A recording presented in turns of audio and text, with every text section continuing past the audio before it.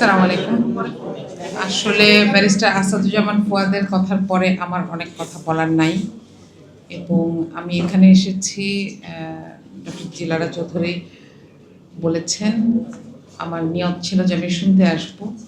কারণ একে তো এই বিষয়ে আমি এক্সপার্ট নই, তাছাড়াও আমাদের দেশে একটা দীর্ঘদিন ধরে আমাদের একটা জিনিস আমরা প্র্যাকটিস করি, সেটা হচ্ছে যে পররাষ্ট্রনীতি হচ্ছে পররাষ্ট্র মন্ত্রণালয়ের ইস্যু, এটা আমাদের ইস্যু না।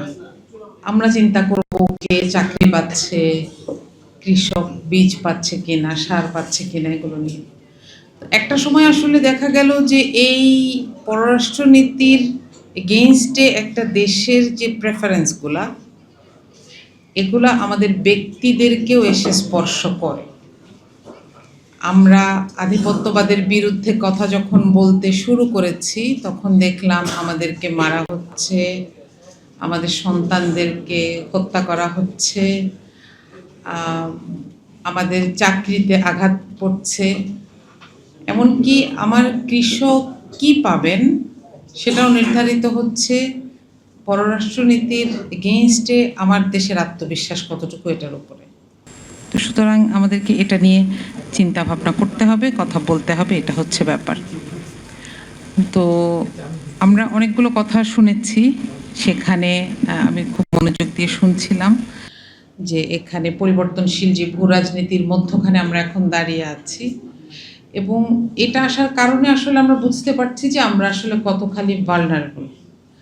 আমাদেরকে কষ্ট দেওয়ার জন্য, আমাদের জীবনযাপনকে বন্ধ করে দেওয়ার জন্য শুধু একটা রেগুলেটর দরকার, যে এখানে একটু কারেন্টটা বন্ধ করে দেওয়া হবে, একটু গ্যাসটা বন্ধ করে দেওয়া হবে, এবং এটার দায় দায়িত্ব নিতে পারছে না। আমি গতকাল বলছিলাম একটা জায়গায় যে আসলে দেখেন, এত বড় একটা ক্রাইসিস, গ্যাসের যে ক্রাইসিস, এটাতে সরকার একটিও দায়িত্বশীল কৈফিয়ত না দিয়ে ক্রাইসিসটাকে জাস্ট সময়টা পার করে দিল।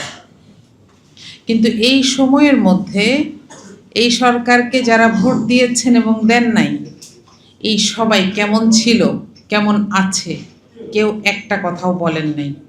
এটাতে আরেকটা সৌভাগ্য ছিল যে এখানে আসলে অধিবেশন চলছে না সংসদের, এ কারণে আমরাও যে খুব বেশি প্রশ্ন করতে পারবো, তাদেরকে দিয়ে কথা বলাতে পারবো, তাদের রেসপন্সগুলো আপনাদেরকে জানাতে পারবো, এই সুযোগটা আমরা পাইনি। এটাই হয় আসলে। আমরা যে জীবনীগুলোর কথা শুনলাম, যে যারা জবাব দিতে চান না, কোনো না কোনোভাবে মাথা ঘুরিয়ে রাখতে পছন্দ করেন, এবং আমরা দেখলাম যে আমরা আসলে ব্যস্ত, অনেক কিছু নিয়ে ব্যস্ত। আপনারা একটা জিনিস খেয়াল করেছেন কিনা, আজকে সকালে একটা লাশ পাওয়া গেছে, কোথায় বলেন? মানিকগঞ্জে, শহীদ মিনারের সাথে ঝুলানো।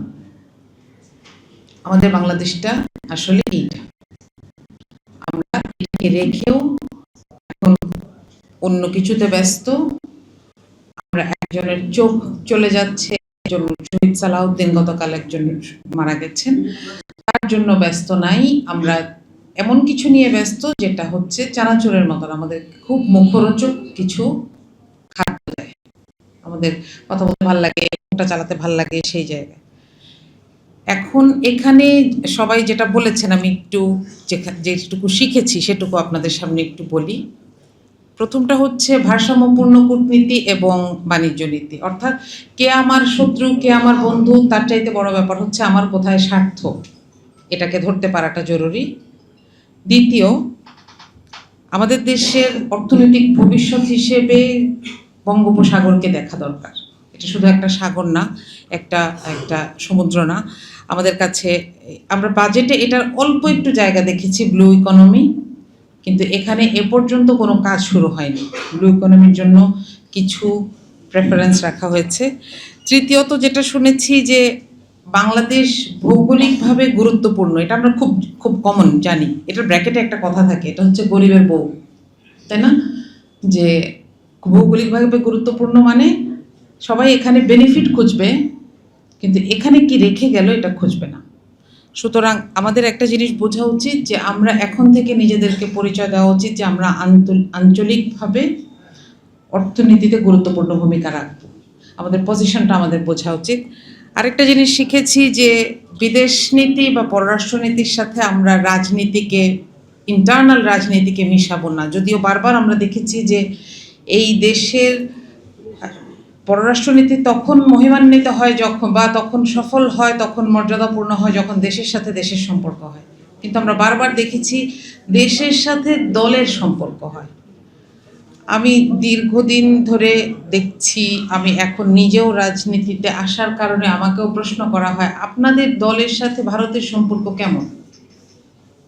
এটা একটা দেশের জন্য কতখানি অবমাননা করা। আপনারা যারা প্রশ্ন করেন আপনাদেরও এটা বোঝা দরকার।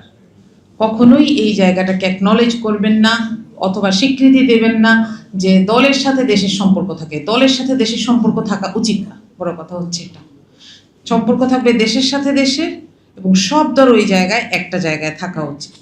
এটার যখনই এটার ব্যত্যয় ঘটে তখন কি হয় এটা আমরা দেখেছি, খুব বেশি দিন হয় নাই। তো এখানে আমি শুরুটা করেছিলাম যেটা নিয়ে, যে আসলে আমাদের কাছে ইম্পর্টেন্ট হচ্ছে আমাদের তরুণরা চাকরি পাচ্ছে, আমাদের কৃষক কি পাচ্ছে।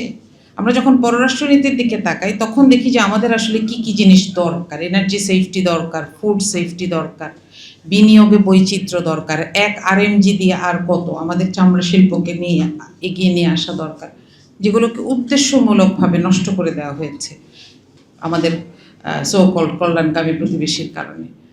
এই জায়গাগুলোকে আমাদের মনোযোগ দেওয়া উচিত। তাহলেই আমরা আধিপত্যবাদ বিরোধী কথা অন্তত বলতে পারছি, সেই জায়গাগুলোতে বলতে পারবো। আর আরেকটা জায়গায় আমি ব্যারিস্টার ফুয়াদের সাথে একমত যে এখানে ফিল্ডটা আসলে, পেরিফেরিটা আসলে অনেক বড়, স্কোপটা অনেক বড়। এখানে যদি একটু সেক্টর ওয়াইজ আমরা কাজ করতে পারি, কথা বলতে পারি, তাহলে আমাদের জন্য বুঝতে সুবিধা যে আমরা ভবিষ্যতের জন্য কি বাছাই করব, ফোকাসটা কোথায় করব। আপনাদের সবাইকে ধন্যবাদ। আসসালামু আলাইকুম।